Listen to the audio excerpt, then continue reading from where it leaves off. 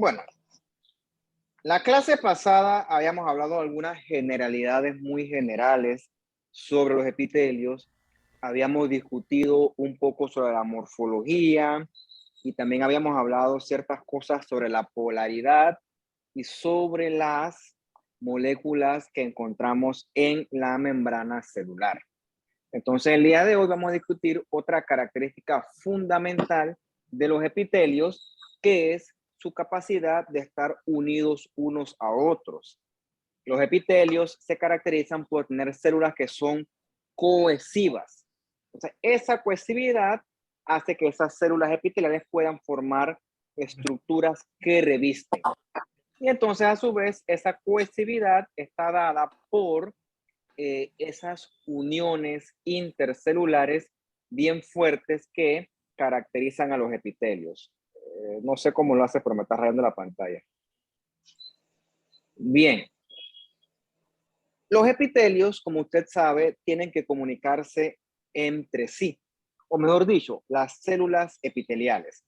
Esa comunicación, ahora no sé cómo quitar esas rayas, esa comunicación hace que las células puedan entonces intercambiar sustancias y cumplir funciones como tal. Entonces, los epitelios son células que se caracterizan por ser bien ricos, por tener muchas uniones intercelulares que adhieren a los epitelios a su lugar y a su vez también los adhieren a su respectiva membrana basal.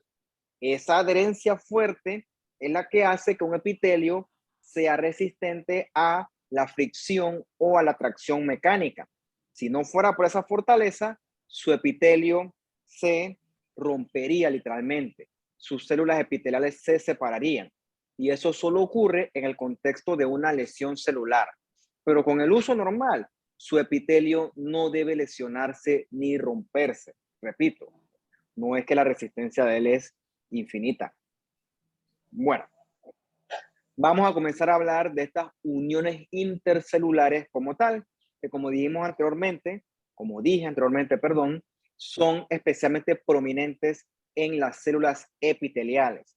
Entonces, aquí veremos una serie de uniones intercelulares que están bien descritas. Veremos los tight junctions, veremos los adherent junctions, veremos los desmosomas, veremos también los gap junctions y también a los hemidesmosomas. Entonces, esquemáticamente, esto es lo que tú deberías ver si hicieras una disección de una célula epitelial. Alguien abrió y me desconcentró. No importa. Tú deberías ver la célula epitelial con todas sus uniones que la anclan a su respectiva célula vecina.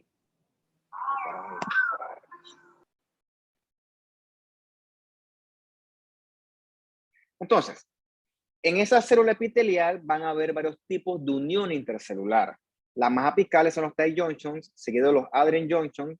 Ves aquí los desmosomas, que ves cómo se unen ellos con estructuras del citoesqueleto, que son sobre todo los filamentos intermedios, y vamos a ir repasando una por una esos distintos tipos de unión intercelular. Y el primero que hablaremos son los tight junctions. Estas se caracterizan por ser las uniones intercelulares más apicales, o sea que se localizan más hacia el ápice de la célula. Entonces, estos tight junctions rodean prácticamente toda la célula y las adhieren firmemente unas entre sí. Ese sello, célula a célula, está favorecido por estas dos proteínas que tú ves aquí. En azulito está la claudina y en rojo está la ocludina. Entonces, las células están selladas de tal forma que aún así permiten el paso de sustancias entre su respectivo medio, ya sea a través de la célula, que es la vía transcelular, o entre los espacios de la célula, que es la vía paracelular. Aparte de proveer ese sello fuerte célula a célula, los tight junctions también tienen la función de segregar ciertas macromoléculas a los distintos dominios. Segregan macromoléculas hacia los dominios apicales y hacia el dominio vasolateral. De esa manera, el tight junction se encarga de que existan los respectivos compartimientos, en este caso de la célula epitelial. Haciendo esto, el tight junction se asegura que hacia el ápice correspondan las proteínas del ápice y hacia la parte vasolateral, hacia el dominio vasolateral, correspondan las proteínas del dominio vasolateral, para que, por supuesto, cada respectivo dominio pueda realizar su función correspondiente. Bien. Los tight junctions son uniones intercelulares que son fundamentales en los epitelios. Pero hay ciertos organismos, en este caso microorganismos, que atacan a estos tight junctions. Un ejemplo de esto es este Clostridium perfringens, que es primo hermano del Clostridium tetani, que es el que da el tétano. Esta bacteria genera una enterotoxina, o sea que es una toxina que afecta a las células epiteliales del intestino delgado. ¿Qué afecta a ella? La claudina. Al afectar la claudina, el sello que hay entre célula y célula se altera. Y como se altera ese sello celular, entonces eso permite la fuga de agua hacia el lumen intestinal. ¿Okay? Entonces, esa fuga de agua se va a traducir cuando se acumule suficiente fluido, se va a traducir en diarrea. ¿Qué ocurre? Ya hoy en día, con las medidas de higiene, que son prácticamente universales, ese tipo de fenómenos no debe ocurrir. Usted, al cocinar y posteriormente refrigerar la comida, o en el orden que más le guste, usted previene el sobrecrecimiento de bacterias. Por eso es que este tipo de intoxicaciones alimentarias que provocaban síntomas gastrointestinales, pues hoy en día son bastante raros. Antes, pues, eran muy comunes, pero hoy en día con la higiene, lavado de manos, hervir la comida, cocinarla con fuego, etcétera, todas esas cosas han evitado que exista sobrecrecimiento bacteriano y de otros organismos en la comida. Bien, algo que sí me interesa que usted conozca hasta este punto es lo que tenemos aquí a la derecha. Eso que está en la derecha es una mucosa gástrica teñida con una tinción especial que se llama Warthin-Starry. Esa es una tinción de plata. Esa tinción de plata lo que te resalta son estos palitos negros que tú ves aquí. ¿Eh? Esos palitos negros que tú ves ahí son los famosos Helicobacter. Los Helicobacter, pues si tienes un ojo entrenado, tú los puedes ver por HIE, pero lo cierto es que no son fáciles de ver.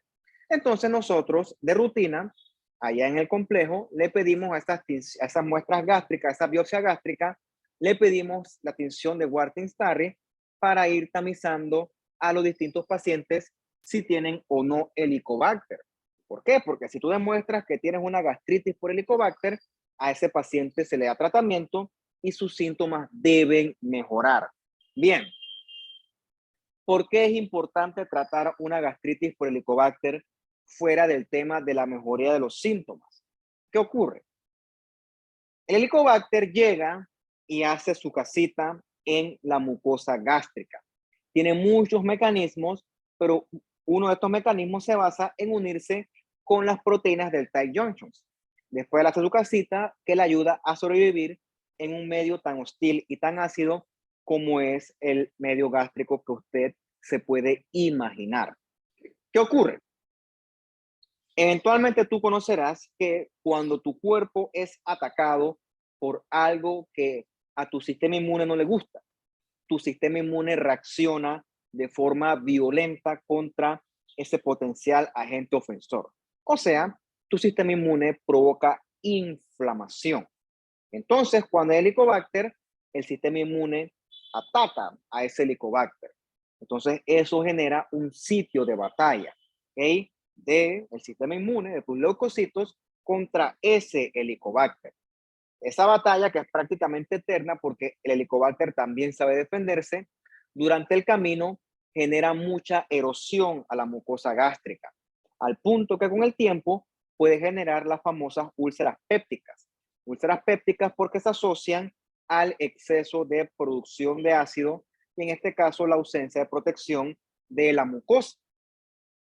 Entonces, el paciente con una gastritis por Helicobacter, en un principio te va a hacer periodos de inflamación, reparación del tejido, inflamación, reparación, ciclos interminables, asumiendo que la enfermedad no es tratada debidamente. ¿Qué ocurre? Cuando un tejido cursa con tantos daños reparativos y de inflamación constante, puede que ese tejido comience a cambiar. Hay veces que ese tejido comienza a adaptarse a ese daño y puede cambiar a otro tipo de tejido. Un ejemplo de esto sería un tejido tipo intestinal que sería más resistente a el ataque de este exceso del ácido. En este caso, esto constituiría una metaplasia intestinal. Si tienes curiosidad, busca qué es ese concepto de metaplasia intestinal. ¿Qué ocurre? Cuando tú ves una biopsia gástrica con metaplasia intestinal, esa es una biopsia gástrica, esa es una mucosa gástrica que está sufriendo constante ataque, esa mucosa que está bajo ataque y se está tratando de defender. Si tú no corriges la causa de base, esa metaplasia gástrica puede evolucionar a lesiones premalignas, que con el tiempo se pueden convertir en adenocarcinoma gástrico. Por lo tanto, está bien establecido que hay relación entre un agente infeccioso y una progresión a cáncer. En este caso, hay relación entre la infección por Helicobacter pylori, en este caso la gastritis por Helicobacter, y la progresión hacia adenocarcinoma gástrico. Por supuesto, habiendo dicho eso, no es que una persona con gastritis por Helicobacter va a hacer cáncer, claro que no. La gastritis por Helicobacter es un factor de riesgo, ¿ok? Algunas personas lo desarrollarán, otras no. Lo cierto es que si esto existe en tu mucosa gástrica, a eso hay que darle tratamiento. ¿Por qué? Porque esto es muy sintomático y con el tiempo se puede complicar. Cuando tú des el curso de propedéutica, tú vas a escuchar un concepto que se llama el paciente estoico. Ese paciente estoico es un paciente que está cogido en el dolor, pero el tipo te va a negar los síntomas. Eso es sobre todo común en las mujeres del interior. No es porque yo lo invente, es por un tema cultural. Entonces, esos pacientes estoicos son un problema porque aguantan los síntomas estoicamente, como dice la palabra, y entonces mientras tú aguantas los síntomas, la enfermedad va progresando. Entonces la enfermedad llega a un punto donde ya tú no detectas una cuestión leve, ya tú detectas una cuestión avanzada y es precisamente eso es lo que nosotros pues no queremos. Por eso es importante el tamizaje y el diagnóstico y tratamiento a tiempo para que las cosas que son evitables pues se eviten, ¿ok? O se prevengan. Entonces, todos estos negritos, todos esos son un montón de helicobacter. O sea, yo no sufro de eso, pero eso es increíblemente sintomático. Otra cosa, hay mucha gente que está dada a utilizar el término gastritis. Por alguna razón, la gente cree que cualquier dolorcito en el epigastrio es igual a gastritis. El problema es que eso está mal, es un concepto incorrecto. La gastritis es un diagnóstico histopatológico. Hay que demostrar que hay cambios morfológicos en la mucosa que te indican a ti que esa mucosa está inflamada. ¿Y por qué esa mucosa está inflamada? Por lo general ocurre por la presencia de esos helicobacter, que ya te expliqué cómo más o menos hacen daño, pero también hay otras gastritis. Una que es bien clásica es la gastritis por AINES. Los AINES son esos famosos antiinflamatorios. Un ejemplo de esto es el Dorival. Entonces, los exhorto a que investiguen por qué tú no debes tomar Dorival todos los días. ¿Por qué? ¿Qué pasa con tu mucosa gástrica? Es un concepto que tú deberías estudiar cuando des farmacología, pero bueno, lo puedes ir adelantando desde ya. Tiene que ver con el ácido araquidónico. Bueno, el punto es que esas son gastritis reales, pero un dolorcito que, ay, no es que yo no he comido en la mañana y tengo hambre porque no he comido y, ay, ahora tengo gastritis. No, señor, eso está mal dicho, ¿ok? La gente, yo no sé por qué les gusta decir que están enfermos de algo. En este caso, la gastritis es muy popular. A menos que a ti te hayan hecho una biopsia y se haya demostrado los cambios morfológicos que incluyen cambios reactivos del epitelio, un aumento en el infiltrado linfoplasmocitario y o la presencia de neutrófilos y, si es posible, la presencia de estos bichitos. A menos que a ti te hayan demostrado eso, tú lo que tienes es un síntoma, ¿ok? Un síntoma que tú le puedes llamar dispepsia o epigastralgia, que significa simplemente dolor o malestar en esa área. Pero decir gastritis, ya eso es otra cosa, ¿ok? Para que tengan eso claro. Esas son formas de utilizar los términos de una forma que pues no es adecuada. Bien.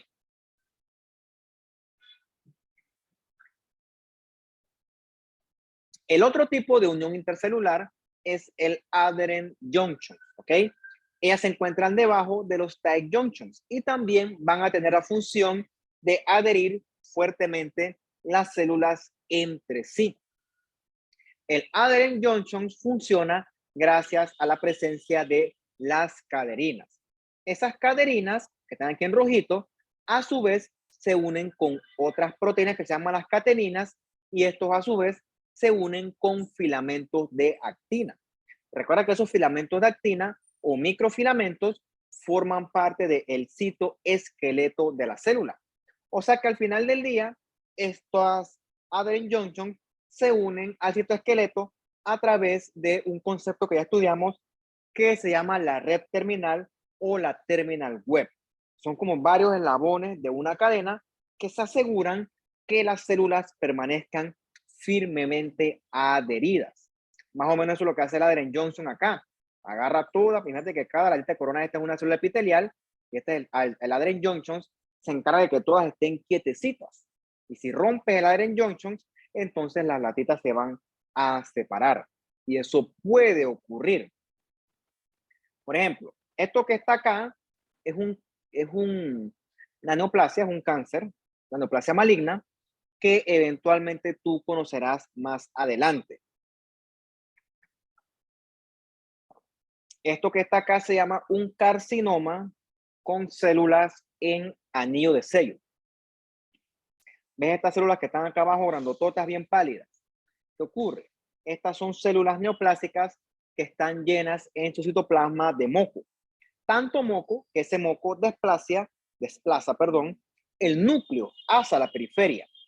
Esta rayita que está aquí es el núcleo desplazado hacia la periferia de la célula. Entonces, el que descubrió estas células pensó que se parecían morfológicamente a esto que está acá. Esto que está acá es un anillo de sello. Si tú veas Game of Thrones o una de estas películas, cuando agarran una carta y agarran el anillo y le ponen una especie de sello. Bueno, esos son los anillos de sello. Desde el punto de vista morfológico, por eso es que esta célula se llama células en anillo de sello. Bien. ¿Qué ocurre con ese carcinoma con células en anillo de sello? ¿Ok? O signet ring en inglés. Esas células van a perder su expresión de caderina. Fíjate que la caderina mantiene las dos celulitas juntas. Si no hay caderina, las celulitas, ¡puf!, se van entonces a separar. Por eso es que también a este carcinoma se le llama carcinoma pobremente cohesivo, porque las células epiteliales, a pesar de que sean neoplásicas, deben ser cohesivas. Pero aquí, como la caderina es anormal, entonces esas células se van a separar y van a ser discohesivas. Al ser discohesivas, en vez de secretar moco hacia el lumen, el moco lo van a comenzar a acumular cada vez más en su citoplasma y eso es lo que al final le da la apariencia con esa morfología tipo en anillo de sello. Eso tú lo puedes comprobar porque hay tinciones de inmunistoquímica para demostrar si hay o no positividad para caderina.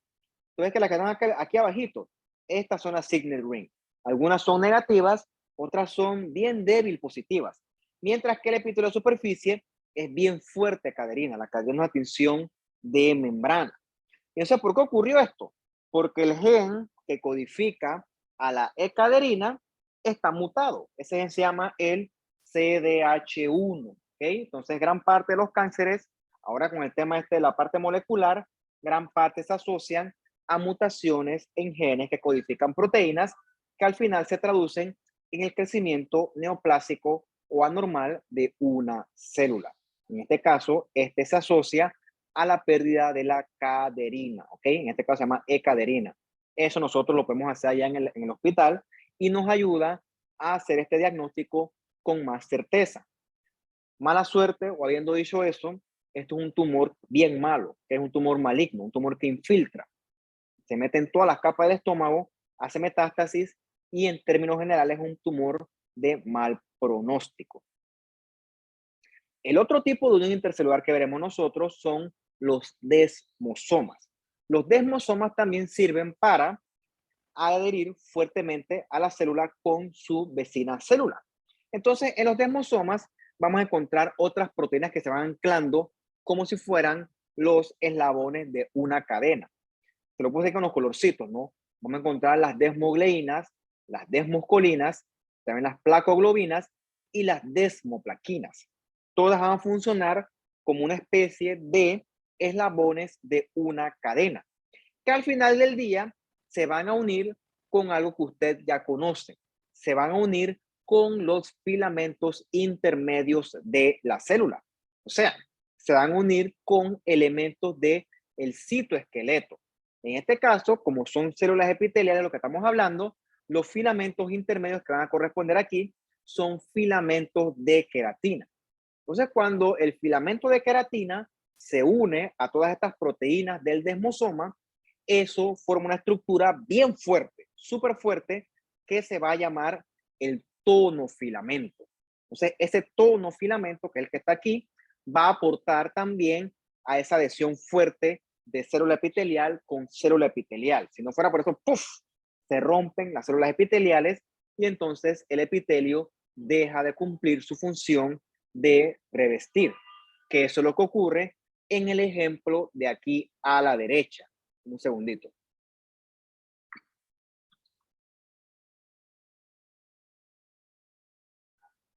Bien, ¿qué tenemos nosotros aquí a la derecha? Tenemos una biopsia de mucosa oral, ¿ok? Epitelio escamoso estratificado sin queratina, ¿ok? Eso usted lo sabe bastante bien de las clases anteriores. ¿Qué ocurre aquí? Ve que aquí hay como una ranura blanca, hay un espacio blanco, y en ese espacio blanco hay como células epiteliales que se van arrancando. Bueno, en ese espacio, las células epiteliales, los queratinocitos, ¡crack!, se separaron. ¿Y por qué se separaron? Porque hay un ataque autoinmune contra los desmosomas, en este caso contra las desmogleínas. Si tú le quitas a una célula sus desmosomas, entonces la célula, ¡puf!, se va a romper.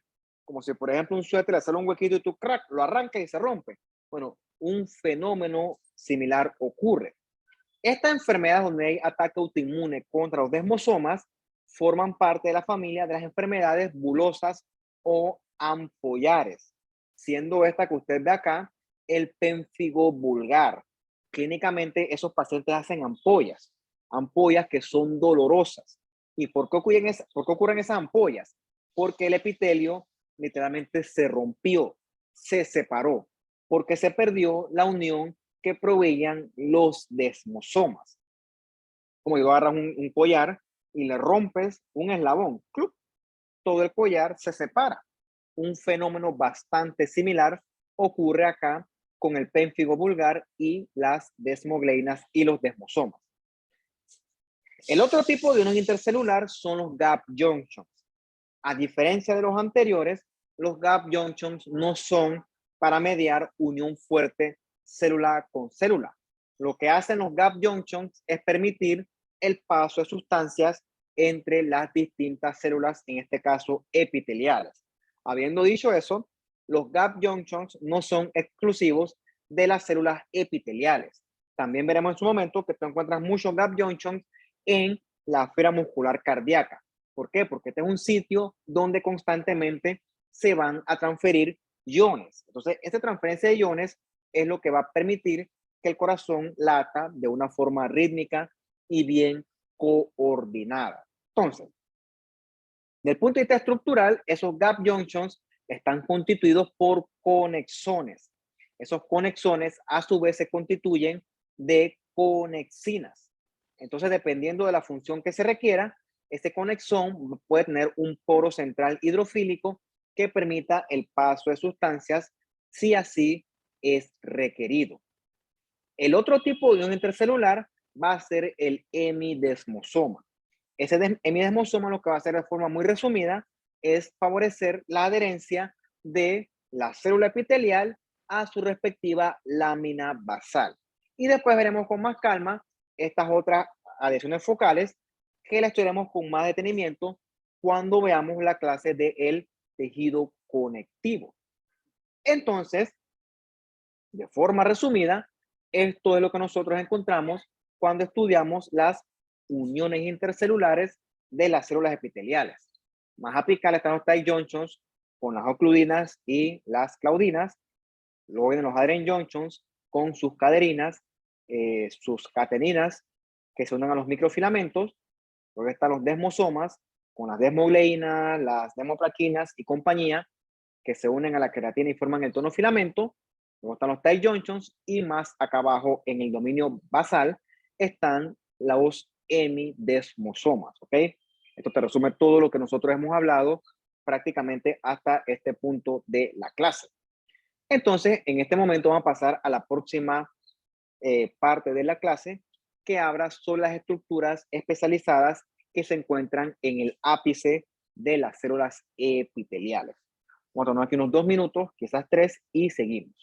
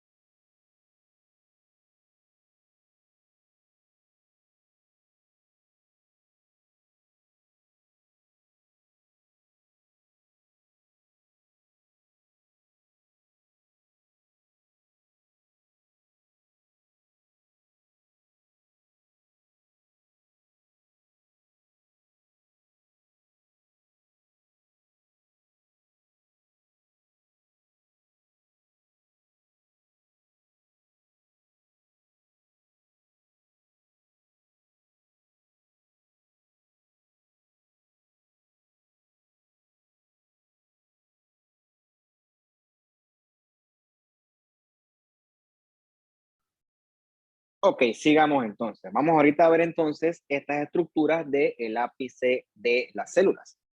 Y la primera que vamos a estudiar son las microvellosidades, ¿ok? Esas microvellosidades son sobre todo prominentes en los epitelios que se especializan en absorber. Esos epitelios que se especializan en absorber los encontramos sobre todo en el intestino delgado y también en el colon. ¿Por qué? Porque esas estructuras que le estoy describiendo deben tener bastante contacto con el contenido intestinal. Por ejemplo, esta escoba que está acá, imagínense que las microvellosidades son la cera de la escoba. Entre más tú tengas, mejor vas a poder barrer. ¿Por qué? Porque la superficie de contacto con el piso va a ser mejor. En el mismo sentido, tienen que ser todas uniformes y bien densas. Entre más densas son las cerditas estas, mayor superficie de contacto vas a tener. Ahora imagínate que le quites la cabeza a la escoba y trates de barrer sin las cerdas. Pues no vas a barrer casi nada.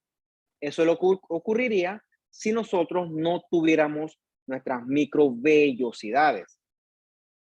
Esas microvellosidades son ricas en glicocálix y coloquialmente, como recubren toda la mucosa intestinal, también se les llama borde en cepillo.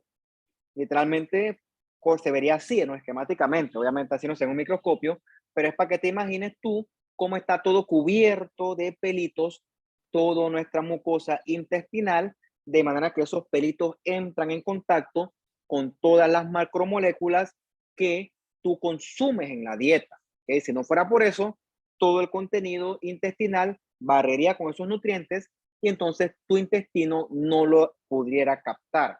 Entonces, esa microvellosidad, ese borde en cepillo, va, por así decirlo, barriendo con todo, captando todo, de manera que tú puedas aprovechar adecuadamente los nutrientes de la dieta. Bien, esto que vemos aquí en esta imagen son las vellosidades. Ahora habiendo dicho eso, es un concepto que quizás enreda, pero tienen que repasarlo con calma. Vellosidad y microvellosidad no son lo mismo. Por supuesto, ¿no? Yo sé que el que inventó el término era mejor que se le ocurriera otras palabras u otros términos que no fueran tan parecidos, porque el problema es que se prestan para algo de confusión. Las vellosidades las discutimos en la clase pasada. Recuerdan que tenemos el intestino y tenían una arquitectura como unos deditos. Bueno, esos deditos, que aquí vemos dos, eso es la arquitectura vellosa. Esas son las vellosidades. Mientras que lo que recubre cada célula van a ser las microvellosidades. Es esta rayita que está por encima de las células epiteliales. Esa rayita, que la puedes seguir en todo el epitelio, esa rayita, aquí también está, siguiendo el cursor, esa rayita es la que nosotros le llamamos borde en cepillo. Y estructuralmente corresponde a las microvellosidades. Bien, ¿qué más vamos a rescatar nosotros de esta imagen? ¿Qué tipo de epitelio nosotros estamos viendo aquí en esta mucosa del intestino delgado que tiene un aumento bastante generoso?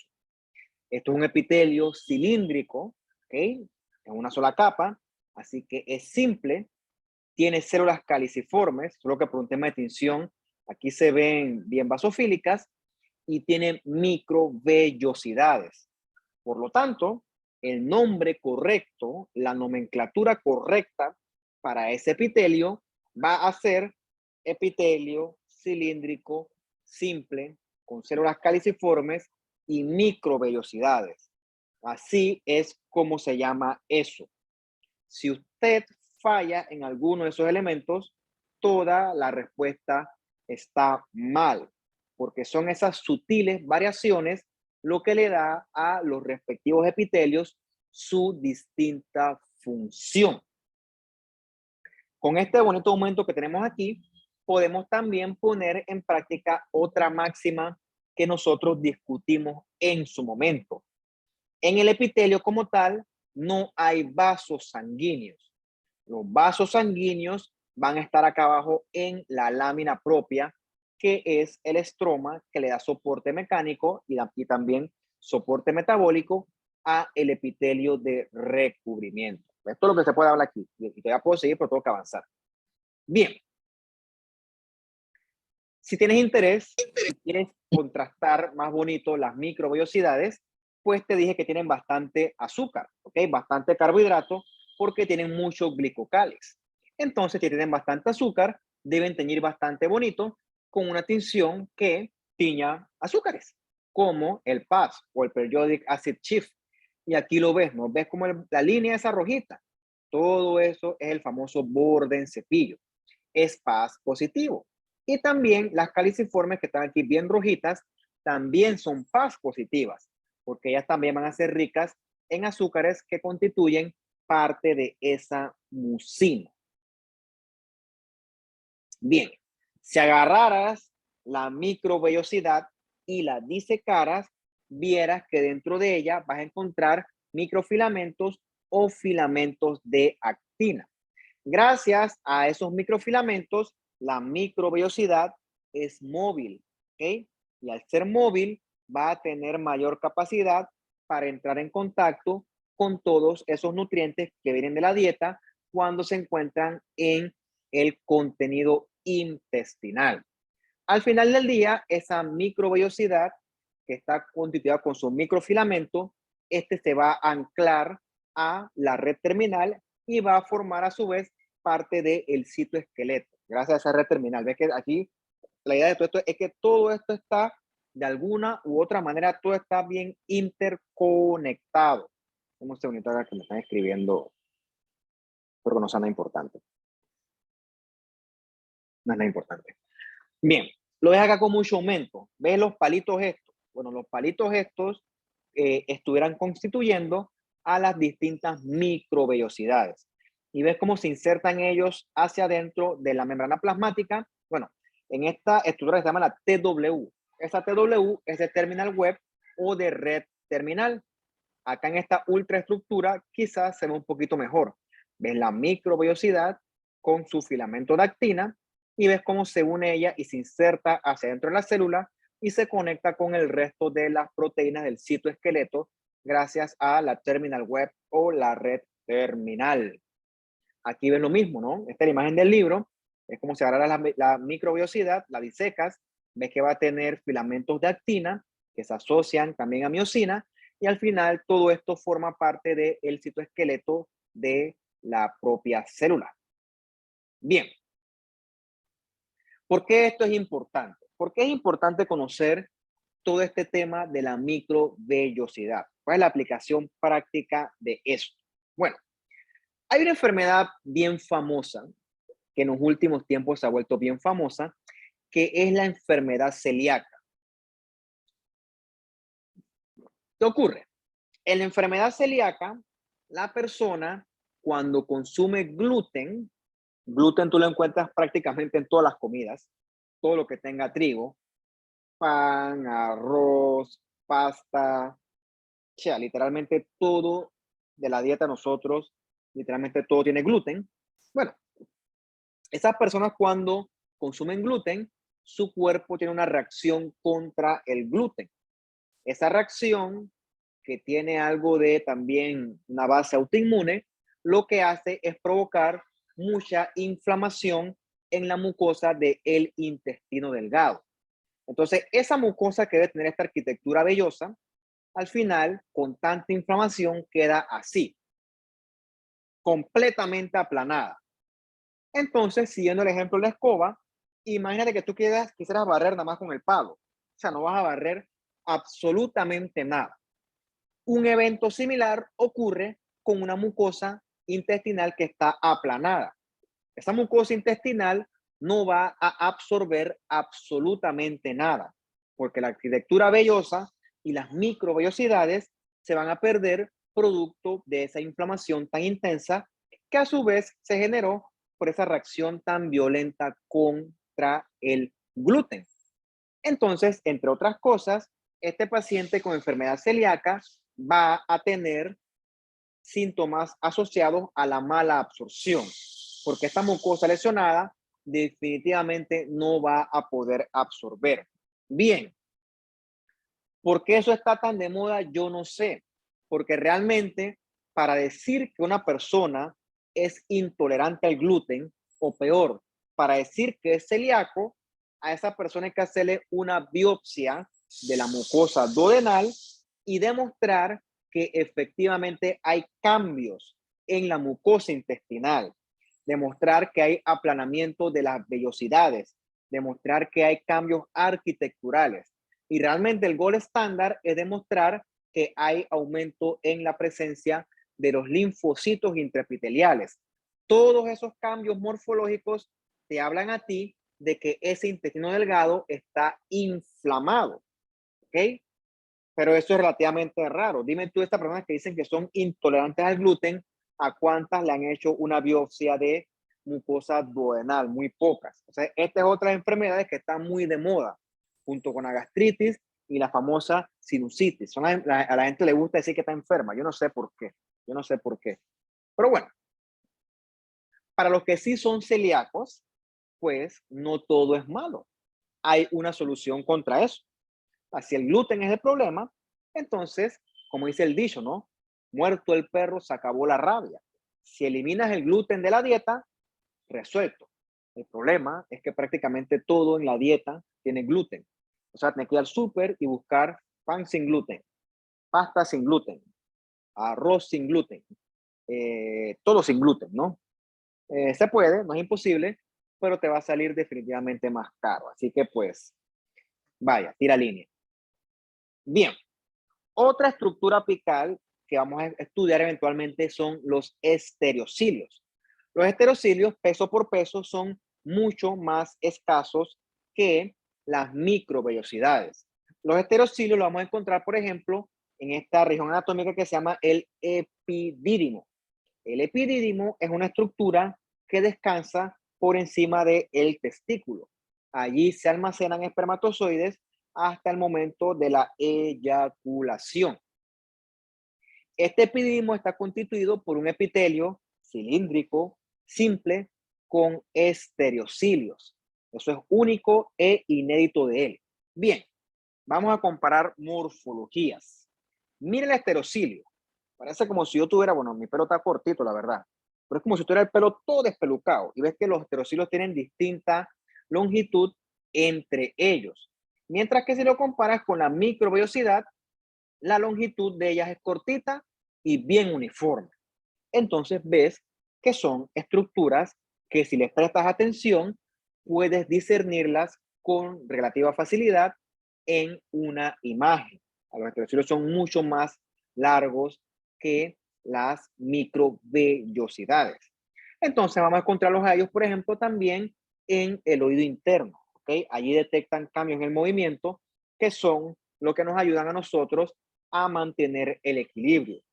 Si tenemos suerte y el tiempo nos da, puede que al final del curso veamos un poquito sobre la clase del oído. No se los prometo porque por lo general los temas se acumulan y no da para tanto, pero bueno, esperemos que este curso sea la excepción. Bien.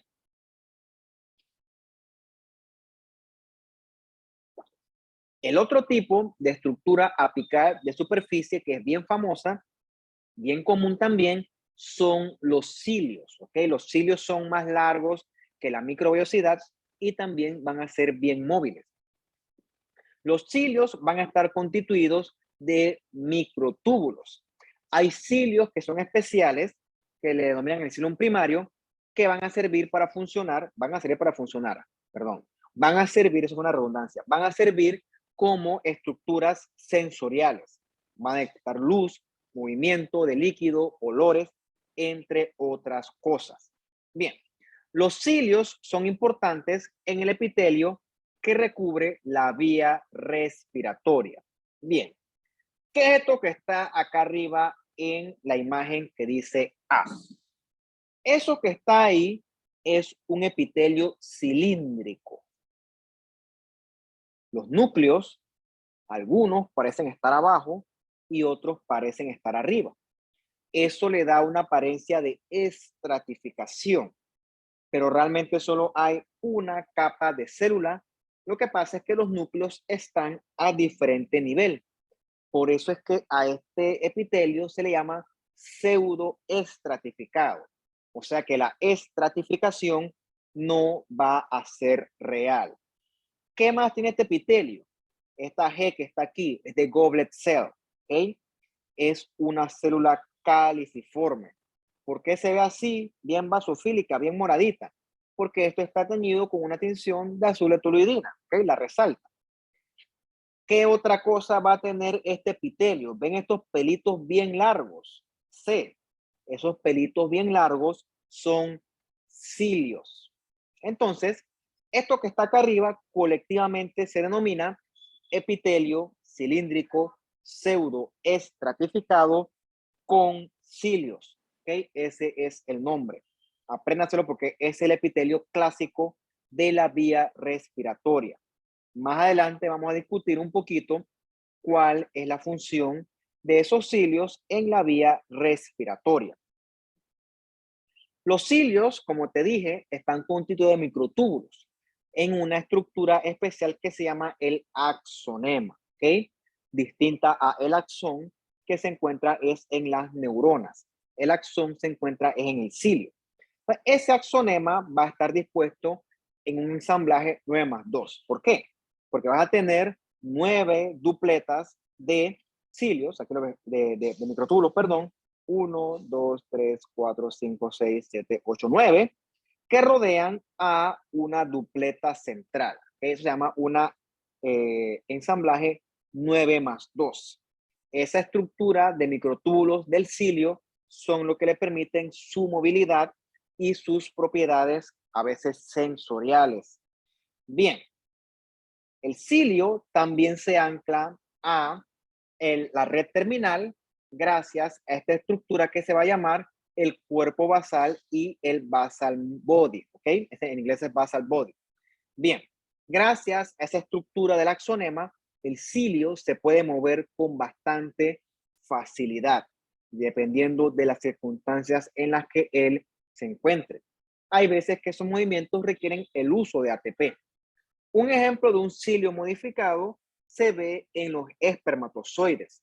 La colita del espermatozoide vendría a representar un cilio que ha sido modificado y que le permite, gracias a los movimientos, a esa célula le va a permitir movimiento. Bien, ¿qué tenemos nosotros en esta imagen que usted está viendo en la pantalla? Esto es un epitelio cilíndrico, nuevamente pseudoestratificado, porque hay una sola capa de células, pero los núcleos están a distinto nivel. Y acá arriba están los pelitos que son los cilios, ¿ok? No veo yo caliciformes, por lo tanto, si yo les pongo esto en un quiz, esto que está aquí se llama epitelio cilíndrico pseudoestratificado con cilios. O sea, usted coloca lo que usted está observando. Bien, vamos a ver que es importante que la célula conserve sus cilios. Una célula con cilios es una célula madura. Cuando una célula se convierte en algo maligno, va a perder estructuras especializadas como los cilios. Por lo tanto, a veces cuando nosotros vemos las citologías de pulmón, es importante reconocer las células endobronquiales con presencia de cilios. Ver cilios, aunque la célula esté suelta, te habla a ti de benignidad. Cuando tú no encuentras cilios, entonces ya tú comienzas a pensar en cosas pues ya un poco más anormales, ¿ok? Pero los cilios te hablan de que esta célula tiene diferenciación terminal. Bien.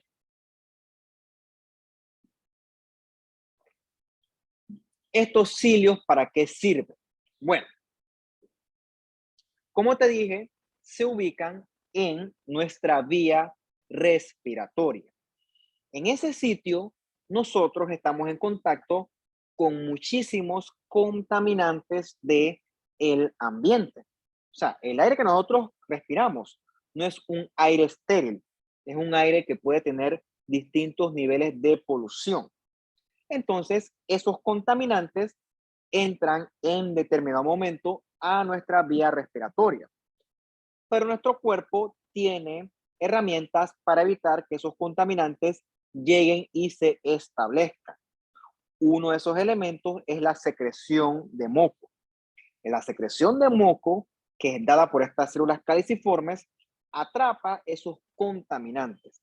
Y entonces esos cilios lo que hacen es agarrar ese moco con contaminante y empujarlo hacia afuera del cuerpo.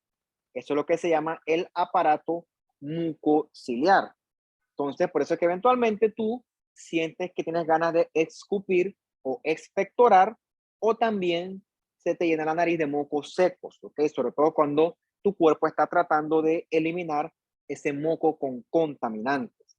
Ya que el moco es algo bueno, ¿ok? El moco lo que está evitando es que tu vía respiratoria se quede con esos contaminantes. Y eso ocurre gracias a la acción protectora de los cilios. Bien, los cilios pueden fallar. Pueden haber ciertas mutaciones que alteren el funcionamiento de los cilios. Eso ocurre en un síndrome raro persistente que se llama el síndrome de Cartagener. En el paciente con este síndrome, los cilios van a ser defectuosos. Por lo tanto, la vía respiratoria del paciente se va a llenar siempre de moco y de contaminantes. Por eso es que este paciente te va a hacer infecciones respiratorias a repetición. Y otra cosa es que si el paciente es hombre, va a ser estéril. ¿Por qué? Porque los espermatozoides de él no van a ser móviles porque sus cilios también van a ser defectuosos. Bien, vamos entonces ahora a hablar lo que nos correspondía para la clase de hoy, que va a ser como tal sobre los tipos de epitelios. Quizás hasta este punto esto va a ser un poco más llevadero. Entonces vamos a tomarnos aquí unos 4 minutos y entonces vamos a seguir más adelante.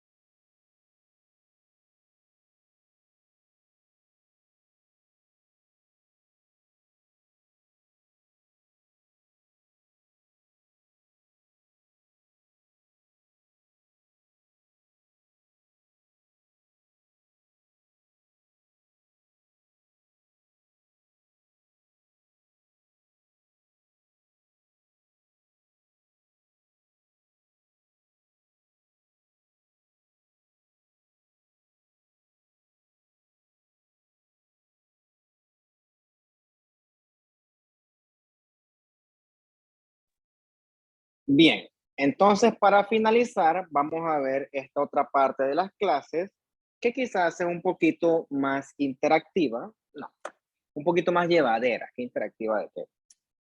Porque vamos a ver un poquito de la morfología de los epitelios. Sabemos que los epitelios pueden ser divididos de puntita funcional en epitelios que revisten, como la piel, y hay otros epitelios que secretan, porque al final del día vamos a ir estudiando que gran parte de las glándulas, sobre todo las exocrinas, tienen un origen epitelial. Ya con las glándulas endocrinas, eso es otro tema que nosotros veremos en su momento. ¿Qué ocurre? Esta clasificación funcional tiene sus limitaciones. ¿Por qué? Porque gran parte de los epitelios tienen función dual, revisten y secretan. El mejor ejemplo de eso lo tenemos nosotros con la mucosa gástrica que cumple esas dos funciones. También tenemos las células caliciformes, que son glándulas unicelulares que van a tener la función de secretar, sobre todo en los epitelios respiratorios y de los distintos intestinos.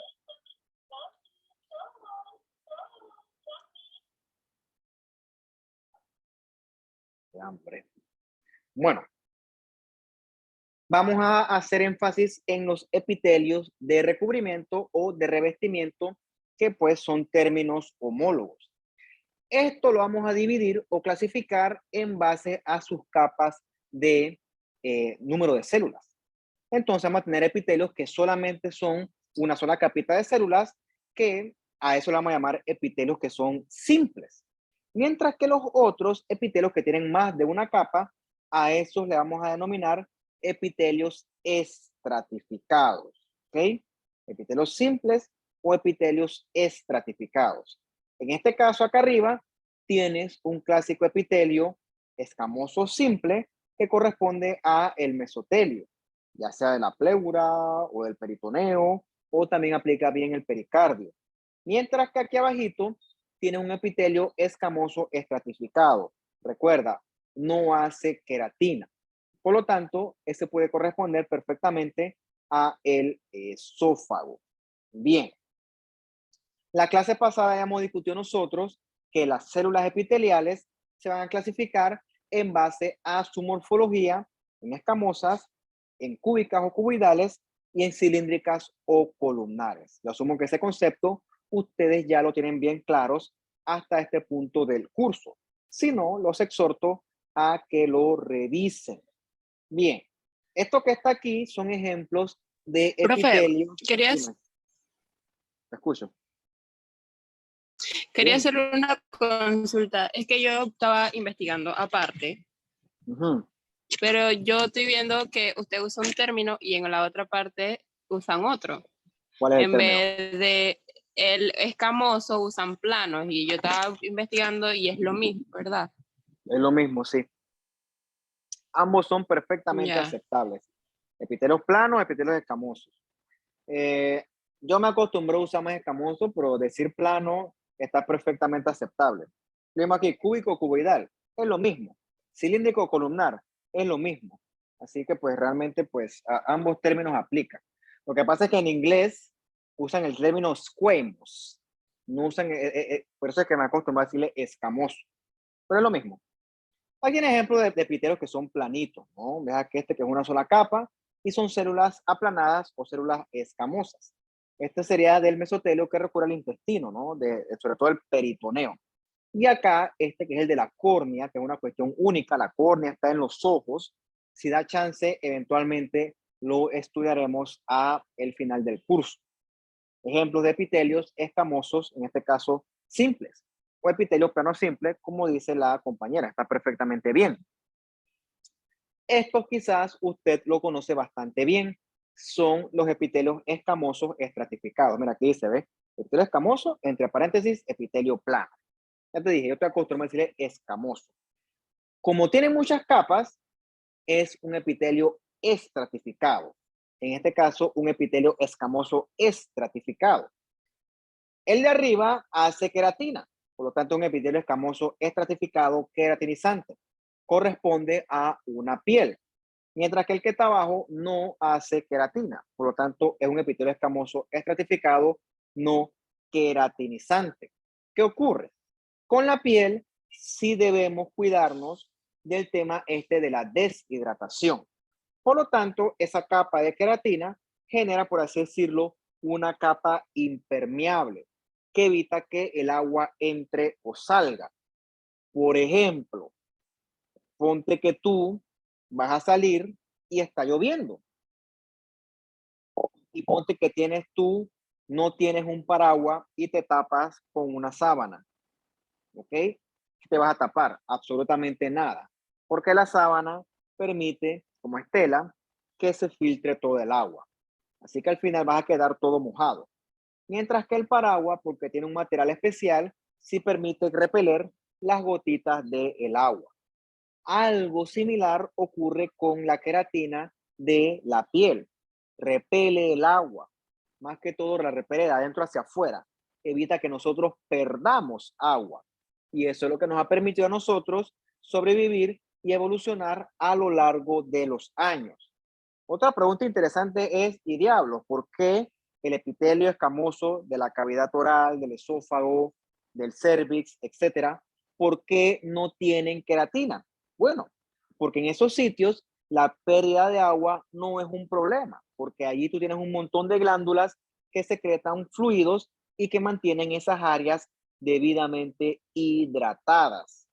Hay otro concepto importante que ya hemos estudiado, que es que a medida que va subiendo en las capas, las células van cambiando o se van diferenciando, o el concepto correcto es que van madurando. Hablando de la piel, en este caso se llama que las células se van queratinizando hasta convertirse en esta capa de escamitas que no van a tener núcleo, ¿ok? Esa capa especializada es la que permite que nosotros pues no nos deshidratemos. Cuando te toque rotar en los hospitales y vayas a intensivos, vas a ver los pacientes, los grandes quemados. Entre muchas cosas que ellos tienen, una importante es el desequilibrio hidroelectrolítico. ¿Por qué? Porque el paciente al quemarse la piel pierde esa barrera de queratina y ese paciente por esa solución de continuidad va a perder mucha agua y mucho electrolito. Entre más grande sea la quemadura, mayor cantidad de agua va a perder. Por eso es que esos pacientes hay que monitorizarles y hay que mantenerlos bien hidratados. Por supuesto, ¿no? Que eso también es entrada para agente infeccioso, etcétera. Un montón de cosas que yo no soy experto, que las vi en algún momento y que con el tiempo quizás, si tiene la oportunidad, usted conocerá cuando vaya a los distintos hospitales. Sobre todo si te gustan los cuidados intensivos. A mí no me gustaba, ¿no? Normal, neutral, ni sí ni no. No, no me gustaba. Bien. Hablando de eso, me da risa porque ayer llegué temprano al hospital, pero pues llegué bravo, estaba en mal humor. ¿Por qué? Porque fui al hospital y no había parking. O sea, llegué casi a las 7 porque me tocaba incluir. Incluir es cuando nosotros tenemos que meter las piezas quirúrgicas. Por ejemplo, el ovario eso tiene su manera de incluirlo adecuadamente para verlo en el microscopio. Bueno, eso toma mucho tiempo, por cierto. Entonces, es mejor llegar temprano para terminar temprano. Pero yo llegué y entonces no había parking. Yo, chuleta, pero entonces, un poco de gente aquí ocupando mi parking y yo que tengo que trabajar, no puedo parquearme ahora. Bueno, tuve que regresar a la casa, dejé el carro y como no tenía plata suelta para un taxi, me tuve que ir al hospital a pie. Yo podía ir al hospital a pie, me queda cerquita de aquí de la casa. Bueno, pues cabría, voy caminando con a la vida, qué rabia. Y obviamente llegué de mal humor porque me hicieron caminar hasta el hospital. Y parece que alguien del laboratorio clínico se había farachado. Y entonces vienen y me preguntan a mí, ay, doctor, para que nos ayude. Yo, ¿qué voy a ayudar yo? Yo aquí no tengo ni estetoscopio ni aparato de presión. Entonces, hoy me dijeron que fui un poco grosero, un poco bastante grosero y despectivo con la persona que me pidió ayuda. Y yo como que, pues yo no puedo ayudar con eso. Llamen a otra persona. Yo no me voy a meter a ver pacientes faracheados. ¿Qué le voy a hacer? Le voy a echar, ay, fresco, échenle fresco al paciente. No, señor, lo que tiene que hacer es un cuarto de urgencia. Causas de desmayo son un montón. El paciente puede estar hipotenso, el paciente puede estar hipoglucémico, el Puede ser una enfermedad de base, cosas que sin herramientas yo no voy a resolver. Pero a la gente en general le gusta echar la responsabilidad al médico. Es que mala leche que yo soy el médico que estaba ahí, pues, pero soy patólogo, yo no soy médico que es paciente, por Dios. Bueno, a cosa que fui grosero porque, bueno, porque toca ser grosero a veces, no me da la gana. Pero bueno, me estaba riendo hoy de eso, la verdad que me dio bastante risa.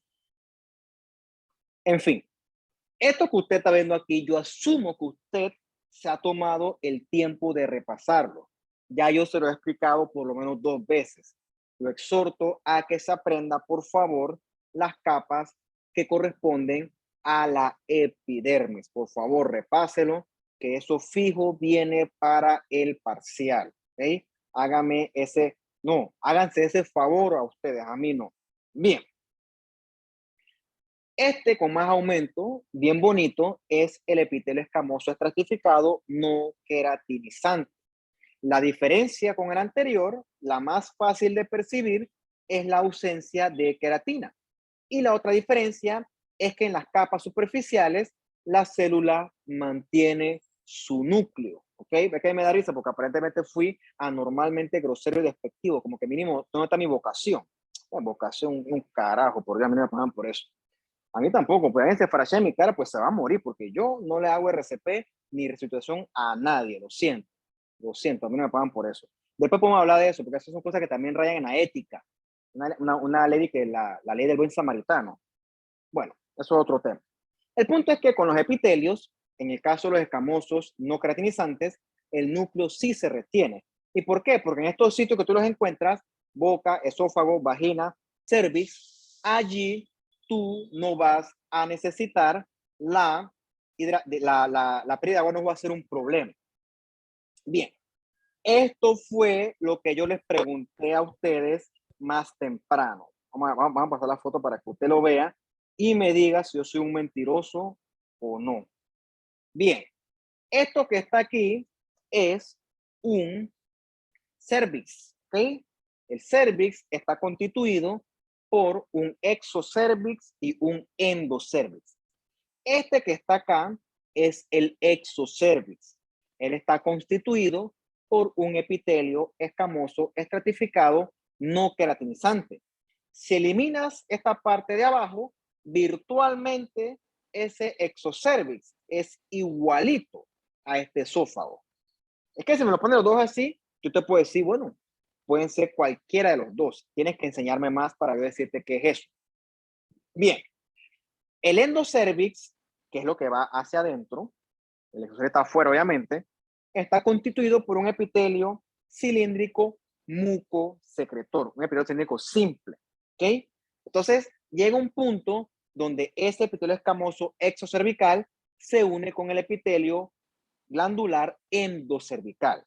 Ese punto se llama la zona de metaplasia escamocolumnar o también le llaman la zona de transformación. ¿Cuál es la relevancia clínica de ese punto? ¿Okay? En ese punto, cuando hay infección por el virus del papiloma humano, en ese punto es que los cambios citopáticos son más fáciles de observar. ¿Qué ocurre? El virus, el que tú quieras, es muy pequeño para verlo en un microscopio de luz.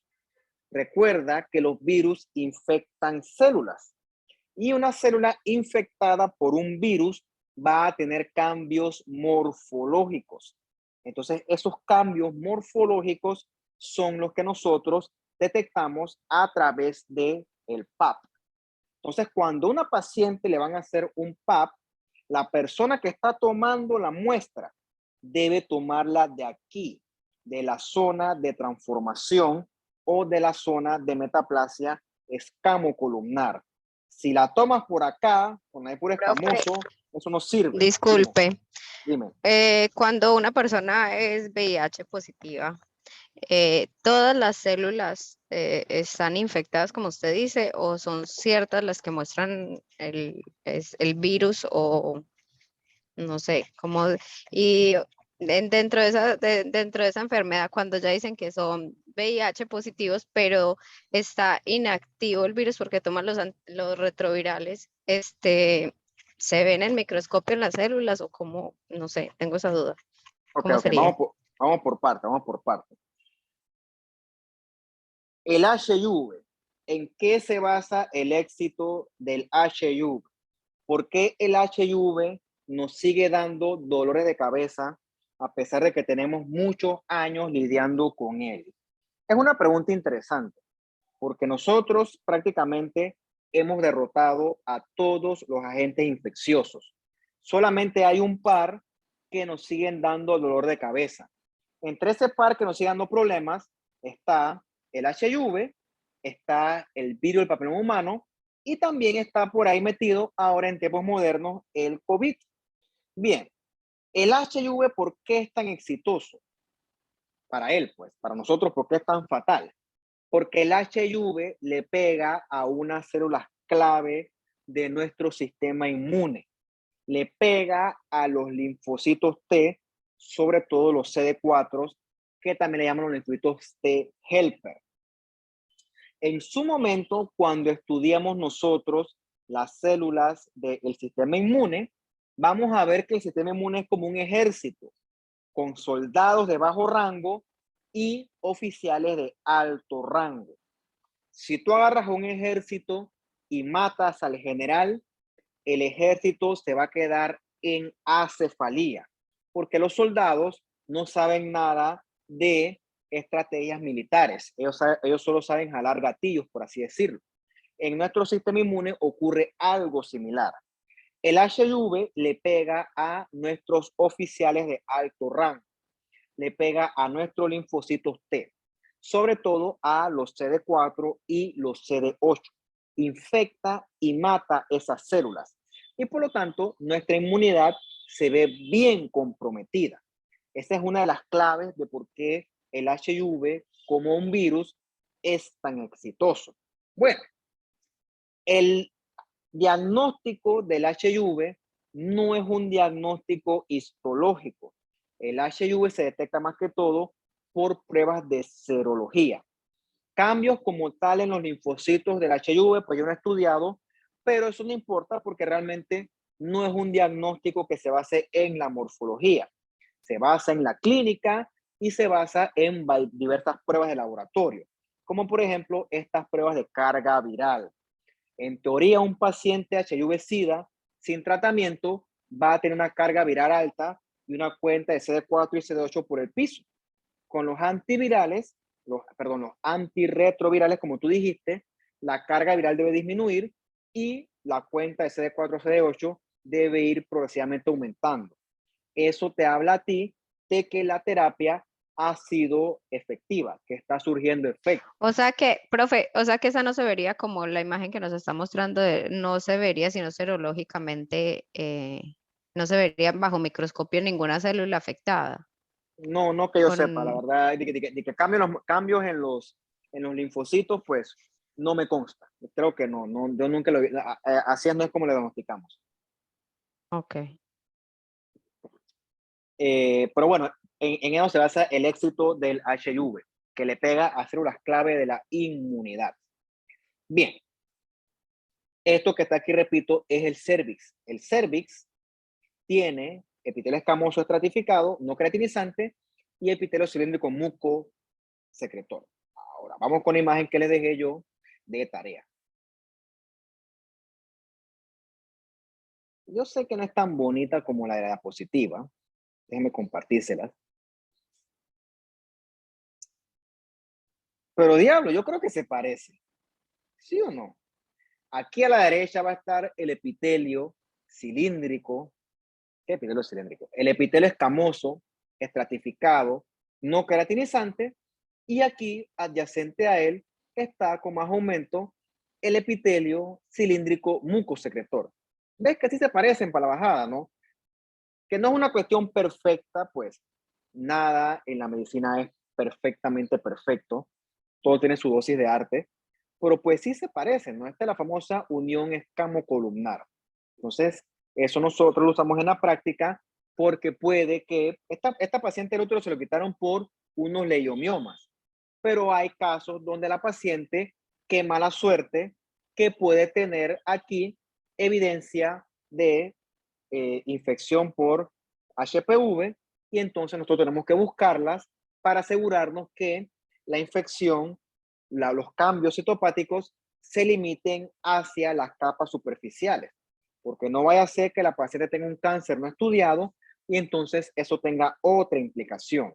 De ahí nace la importancia de ver siempre el cervix de la paciente, aunque no hay indicación de infección previa por HPV. Pero ves que ahí se parece, no me van a quedar como un mentiroso, por Dios, sí se parece. No está tan bonita como la de acá, pero por ahí va la cosa. Habiendo dicho eso, para esto hay que tener bastante imaginación, muchachos. Hay que tener buco de imaginación para poder tratar de ver esto y reproducirlo en un microscopio. O sea, hay que estudiar, hay que tener conocimiento y después hay que tener algo de imaginación. Bien, sigamos. El otro epitelio que usted conoce bastante bien es el epitelio cúbico. En este caso es el que constituye los túbulos renales, que yo siempre les digo que se parece como a la rosca de pan de Navidad. En este caso es epitelio cúbico simple, ¿ok? De una sola capa. Ahorita yo les voy a enseñar un epitelio cúbico estratificado. Bien, aquí pueden ver también corte de túbulos renales, que son epitelios cúbicos simples, en este caso un corte longitudinal, y acá más adelante les enseño yo para que aprendan cómo se ve una tiroides, ¿ok? Aquí a la izquierda se ven los folículos tiroideos. Estas bolas rosadas están todas llenas de coloide. Ese coloide, a su vez, está lleno de precursores para secretar o para producir, mejor dicho, hormonas tiroideas y eventualmente secretarlas. Esos folículos tiroideos están recubiertos por lo general de un epitelio cúbico simple. La morfología puede ir a más aplanada dependiendo del estado metabólico de la glándula en ese momento. Pero para términos generales, por lo general, el epitelio que reviste el folículo tiroideo va a ser un epitelio cúbico simple. Ups, perdón. Acá tienes la contraparte. ¿Ves este ductito que está aquí? Tienes células cúbicas que tienen más de una capa. Es un epitelio cúbico estratificado. Esto se encuentra en las glándulas salivares, sobre todo las glándulas salivares mayores. Es un epitelio relativamente escaso, pero que también existe. Vamos a ver cuando damos esta clase que el epitelio es muy variable desde el punto de vista morfológico porque tiene otras funciones aparte de secretar saliva. Tiene que transportar muchos iones, mantener la tonicidad de la saliva, etc. Pero eso nosotros lo estudiaremos más adelante cuando estemos más adentrados en estas respectivas clases. Sigamos. El epitelio cilíndrico, ya lo hemos visto hasta este momento del curso, pero vamos a seguir repasándolo. Este que está acá es el clásico epitelio de la vía biliar. Un epitelio cilíndrico de una sola capa, o sea, simple, que va a tener microvellosidades. Importante, aquí no vamos a encontrar células caliciformes, que eso sería una forma de distinguirlo versus el colon y el intestino delgado. Por lo general, los epitelios cilíndricos van a tener ya sea cilios o microvellosidades, dependiendo de cuál sea su ubicación topográfica, porque estos epitelios son especializados ya sea en absorción o manejo de secreciones, como nosotros vimos a el principio de la clase. Perdón. Como vimos anteriormente, este epitelio debe tener en su extremo apical las uniones especializadas. También a esa región donde se ancla el cilio a la célula o la microvellosidad, a eso se le llama barra terminal. Esas barras terminales nosotros las buscamos cuando vemos la citología, porque encontrarla te habla de que es una célula benigna. Una célula con pelitos, una célula con cilios, es una célula que es perfectamente benigna. Por eso es importante conocer la histología y las características morfológicas de todas estas celulitas. Bien, esta imagen yo se la dejo para que usted lea la leyenda de lugares donde puedes encontrar epitelios cilíndricos simples.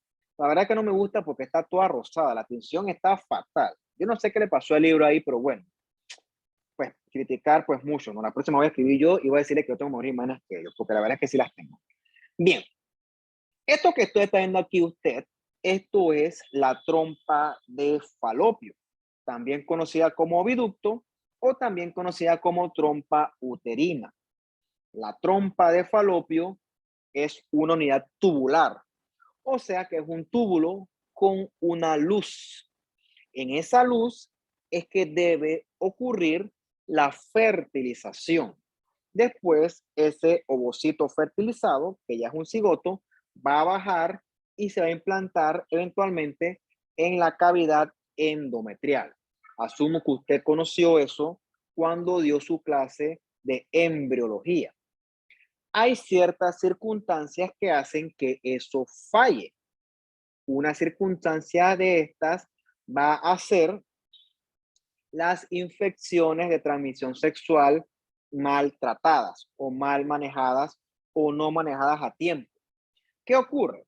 Así como el Helicobacter, todos estos bichitos de transmisión sexual provocan inflamación y la inflamación genera eventualmente reparación del tejido. Entonces, esa reparación del tejido puede hacer que esta trompa de Falopio se fibrose. Y entonces, al momento de querer descender el óvulo fecundado, no va a poder, porque se va a quedar atascado entre las adherencias y la cicatrización de la trompa. Y entonces el embarazo se va a implantar inevitablemente en la trompa y constituye lo que usted habrá conocido ya o escuchado ya en el momento como un embarazo ectópico. De ahí viene la importancia de manejar a tiempo esas potenciales infecciones de transmisión sexual. Otro término para ustedes, no se dice ETS, eso se decía antes. ETS hace alusión al término enfermedad de transmisión sexual.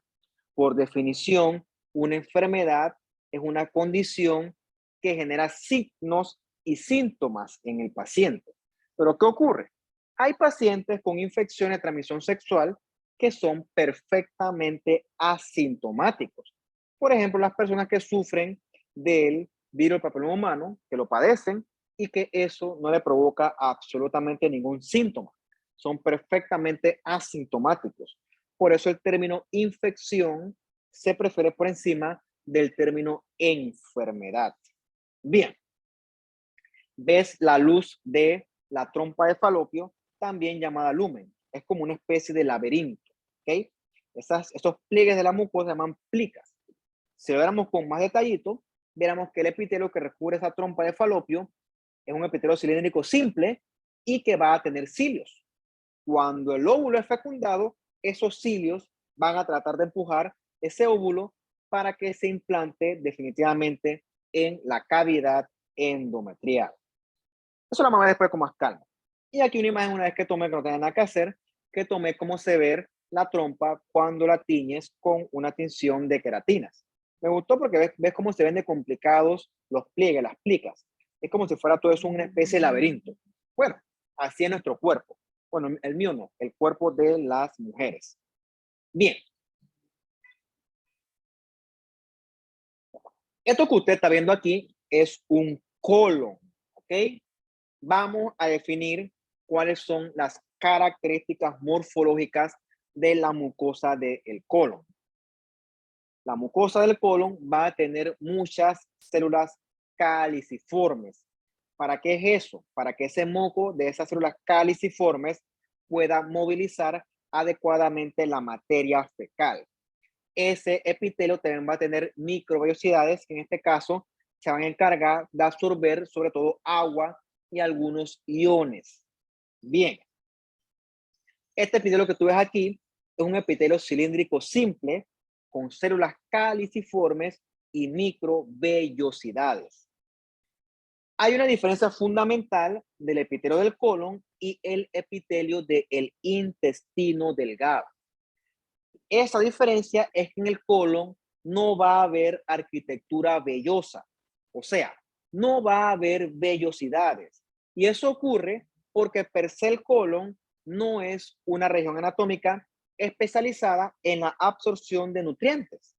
Entonces, la mucosa del colon esencialmente es aplanada y sí va a tener glándulas bien profundas que nosotros le llamamos criptas de Lieberkühn.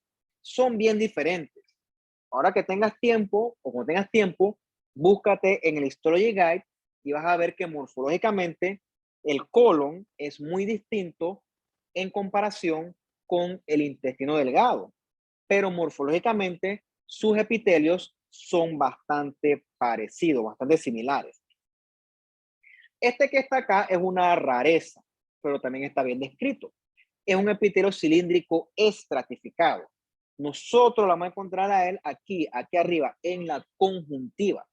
Rarísimo porque también va a tener células caliciformes. Es un epitelio único, un epitelio cilíndrico estratificado con células caliciformes, como lo ves aquí en la imagen esta inferior, el que nosotros vamos a encontrar en la conjuntiva. Bien.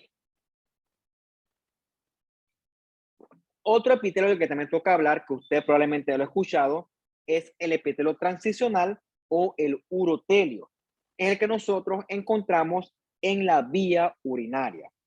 Este epitelio se caracteriza por tener en sus estratos superficiales estas células grandototas con bastante citoplasma que tienen forma de, entre comillas, domo. Esas células se llaman células paraguas y su función es proteger a la vejiga de los potenciales efectos tóxicos de la orina.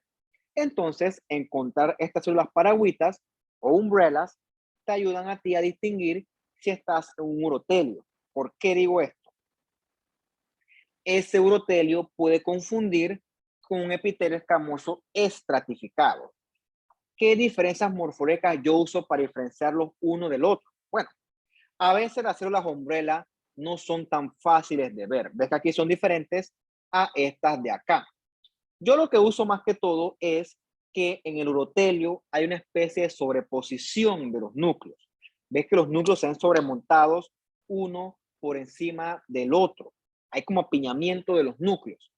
Por lo general, en los epitelios escamosos estratificados, los bordes celulares son bien definidos. ¿Okay? Las células tienen bordes bien definidos, mientras que esa definición claramente no está tan establecida cuando estudiamos nosotros al urotelio. Esa es una de las cosas que yo me guío para distinguir uno del otro desde el punto de vista morfológico. Bien. Y ya para finalizar, este otro epitelio que nosotros mencionamos en la parte anterior de la clase, el epitelio cilíndrico pseudoestratificado.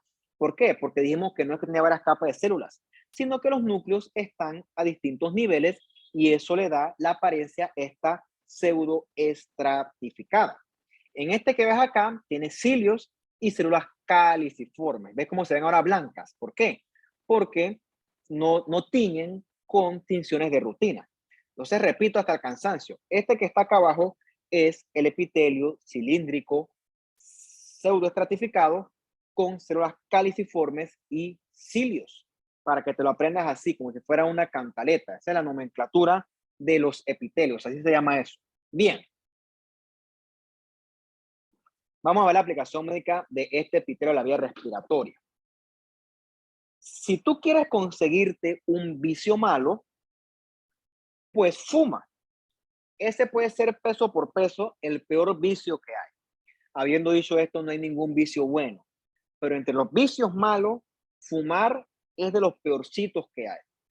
Tú ponme la enfermedad, la que tú quieras, y yo te voy a decir, el tabaquismo es factor de riesgo para esa enfermedad. Sobre todo cuando hablamos de enfermedades que ocurren a nivel respiratorio. Ahí tenemos las famosas enfermedades pulmonares obstructivas crónicas, cuyos constituyentes son la bronquitis crónica y el enfisema pulmonar. ¿Qué ocurre con la bronquitis? El paciente va a tener un exceso de células caliciformes. Por lo tanto, el paciente va a producir exceso de moco en su vía respiratoria. Tanto moco que va a superar la capacidad de las células ciliadas. Entonces, con el tiempo, ese paciente va a quedar lleno de moco. Tanto moco que eso le va a provocar dificultad para respirar porque ese moco va a obstruir la vía respiratoria. Este paciente la pasa escupiendo, botando moco, pero produce demasiado y entonces ese exceso de moco le va a tapar toda la vía aérea. Por eso es que ese POC es una cuestión tan sintomática. Bien, si el paciente es necio e insiste en seguir fumando, poco a poco su epitelio respiratorio se va a comenzar a adaptar hacia un epitelio que sí sea, que escándalo, que sí sea resistente a ese humo tóxico del cigarrillo. El epitelio que resiste esto bastante bien es un epitelio escamoso. El epitelio escamoso, recuerden que es un epitelio resistente a la abrasión. Profe, disculpe que le interrumpa. En el vapeo pasaría igual que con el cigarrillo, con las células. Potencialmente pasa peor, ¿ok? Ese vapeo es una de las peores cosas que, o sea, gracias por el aporte, porque si pensamos que el cigarrillo era malo, llegó alguien que inventó algo peor, inventó lo que se llama el vapeo, porque el vapeo, aunque sea el cigarrillo, yo fumo, y los daños que tengo, pues, no son agudos, son crónicos, ¿ok? El paciente fumador ve estos cambios tan perjudiciales a los años de fumar. O sea, el fumador aguanta, ¿no? Aguanta enfermo, pero aguanta. Pero el bendito vapeo ese que lo han vendido como lo más saludable que hay, es todo lo contrario. Esa es una técnica, perdón, eso es un hábito altamente destructivo.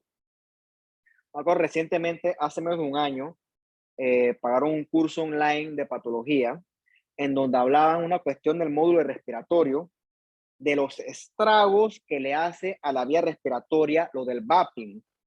Y llama la atención porque el caso que presentaban era de un paciente jovencito, máximo 25 años, un tipo que vapeaba, no tenía antecedentes personales patológicos, o sea que era un tipo previamente sano. Y el muchachito ingresó a cuidados intensivos, obviamente críticamente enfermo, anormalmente enfermo. Le hicieron una biopsia de pulmón para ver qué diablos tenía, porque no hay explicación para eso, y vieron en sus pulmones algo que se llama daño alveolar difuso. Cuando tú ves eso, eso no es una entidad como tal. Eso es lo que es una manifestación morfológica de que tu pulmón está agudamente inflamado y que está sufriendo daño. O sea, el pulmón está bajo ataque. Eso se llama una lesión pulmonar aguda. Y eso se ha descrito en personas que recurren a esa práctica de vapeo. O sea, por eso es que eso es una de las peores cosas que a alguien se le puede ocurrir hacer. ¿Por qué ocurre exactamente? Tuviéramos que irnos a leer paper porque hay bastante literatura reciente sobre eso. Pero si tú te quieres matar, haz eso. No tú, el que se le ocurra. La peorcita práctica que puede superar el cigarrillo es esa. Pues el cigarrillo da chance. Profe, y lo más triste es que están cambiando el cigarrillo por el vapor, porque dice que no tiene nicotina. Bueno, déjalo. Eso se llama selección natural. ¿Ok? La gente solita se van seleccionando y poco a poco los que son menos aptos van dejando de consumir nuestro oxígeno. O sea que a la larga es algo positivo. Mira, si tú lo haces, por favor, si tú no, si alguno de ustedes los hace, búsquense otro vicio, un vicio que sea menos inocente, perdón, menos perjudicial y más inocente. Pero verás que eso está fatal, eso es bien perjudicial, eso es bien perjudicial. Está demostrado, no lo digo yo lo replico. Profe, No y digo, entonces ahí sería con el cigarrillo igual, así sea, pongámosle que fumen igual marihuana, es el mismo daño. no, con la marihuana hay otros efectos, sobre todo a nivel del sistema nervioso. No hay tanto efecto a nivel de la vía respiratoria como tal. Pero ya es otro mecanismo totalmente distinto, ¿no? El cigarrillo, la marihuana se asocia sobre todo a temas de conducta, psiquiatría. Eso tú lo vas a estudiar en psiquiatría, ¿ok? La verdad es que yo te iba a comenzar a hablar cosas, pero probablemente esté hablando paja porque realmente no es mi área. Pero decir que un paciente tiene manifestaciones respiratorias secundarias a marihuana puede pasar, pero no es lo habitual. Diferente al cigarrillo que fijo, sí, algún daño estructural te produce en la vía respiratoria, con la cronicidad. Otra palabra clave aquí, cronicidad. No es que porque fumaste una vez ya está fregado, no. Esos son años, años de fumar, ¿ok? Años de fumar. Eso es importante también recalcarlo. Con años de fumar ocurre esto. Tu epitelio se transforma a otro epitelio que sea resistente al humo de cigarrillo. El epitelio que es resistente es el epitelio escamoso. Este cambio que está acá, usted lo conocerá con más detalle en patología. Eso se llama metaplasia escamosa. Es un tipo de adaptación celular. Hasta este punto diría fabuloso. El paciente ahora logró defenderse del humo del cigarrillo. Pero ¿qué ocurre? Este epitelio escamoso no tiene ni cilios ni células caliciformes. Compró tu tío y te lo mandó. Por lo tanto, él va a perder los efectos beneficiosos de estas dos estructuras. Y además está decirle que con el tiempo, dime. Y qué pena, tanta interrupción. Pero Dale, dale. ahora Philip Morris hizo otro cigarrillo que no es vapeo. O sea, es una cosa muy extraña. Dice que es ¿cómo se me olvidó el nombre ahorita? En todo caso, sí genera el humo. Déjeme buscar el nombre como tal. Es una cosa, pues una nueva técnica de fumar cigarrillo supuestamente sin afectar tanto como al tercero o al fumador pasivo. No sabría si va a generar igual el mismo daño al pulmón como tal. Bueno, dejemos que las personas esas fumen, se enfermen y podamos entonces recoger evidencia. Pero yo no te diría a ti que fumar bajo ningún concepto va a ser algo que sea beneficioso para la salud. Jamás te diría eso, lo siento. Obviamente la empresa tabacalera te va a vender maravillas, pero realmente fumar, sorry, no, hay demasiada evidencia en contra para decir que puede ser medianamente un vicio que no es perjudicial. Por supuesto que es perjudicial. Todos los vicios son perjudiciales, pero Allá ya dicen, es que fumar, cigarrillo sin combustión. Un cigarrillo bullshit, sin combustión. bullshit, tiene nicotina, así que eventualmente algo malo hace.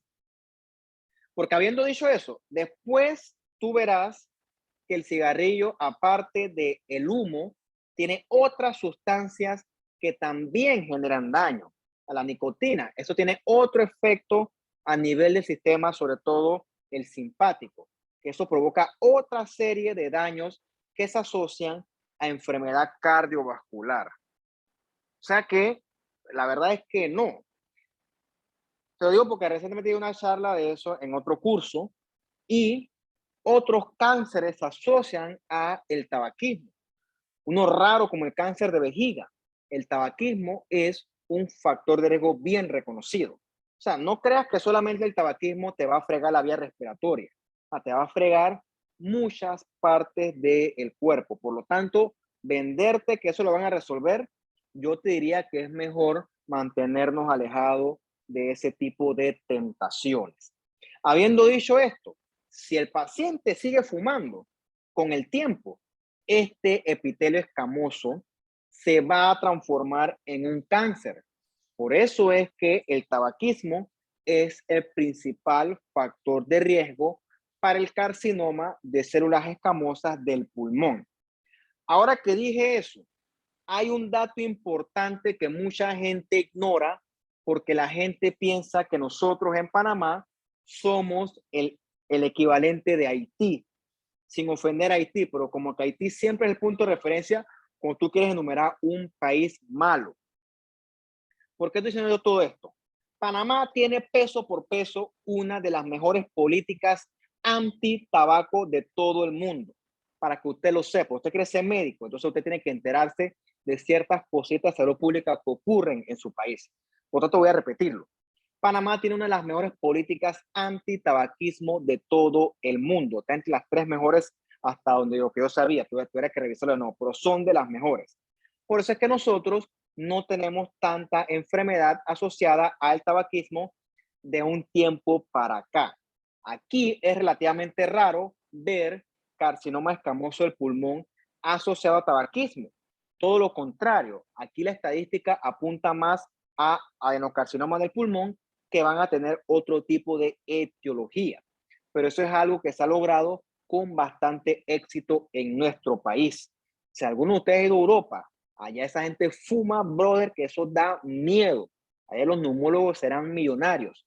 Pero lamentablemente acá, pues, digo, no, por suerte tenemos este tipo de políticas anti-tabaquismo que con los años han ido dando sus frutos desde el punto de vista de salud pública. Pero los estudiantes se me contestan que no. Mínimo, aquí somos una porquería en salud pública. Eso es mentira, ¿ok? No se deje convencer de todo lo que dicen los medios. Tienes que conocer tu país. Bien, hasta aquí llega la clase de hoy. A ver, ¿tienen preguntas, dudas, comentarios, contribuciones, anécdotas?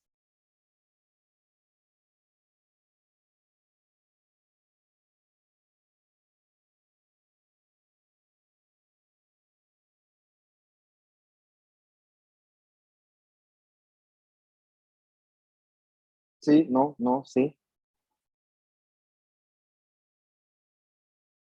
Bueno, cuando se les ocurra algo, son libres de hacerme el aporte por el chat. Entonces los dejo para que hagan sus actividades y si Dios quiere nos veremos entonces el viernes para hablar de la última parte, esta de los epitelios. Entonces, chao, cuídense y que estén ustedes bien. Hasta luego. Gracias, profe. Hasta luego, Hasta profe. luego. Hasta luego, profe. Chao.